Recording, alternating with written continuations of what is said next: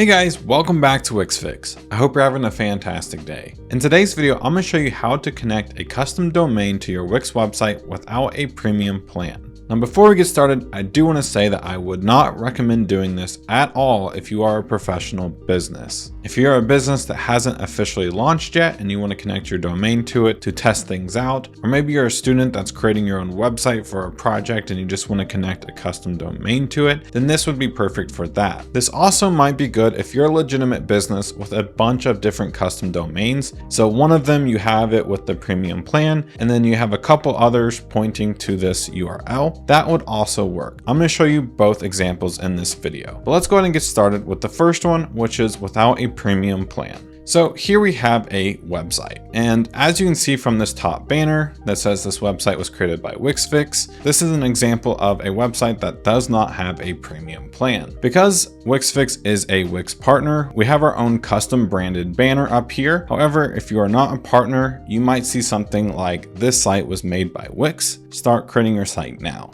You might see something like that in the banner instead of Wixfix. Another way you can tell this is not a premium website is because if we look at the URL, you're going to see the wixfixofficial.wixsite.com/the site name. But let's say we want to connect a custom domain. So what you want to do is actually come over to your domain provider. We want to add a redirect, and we want to paste in our Wixfix site URL that we got from our page right here. Then we'll go ahead and type this in, and we're going to go ahead and press save. Okay.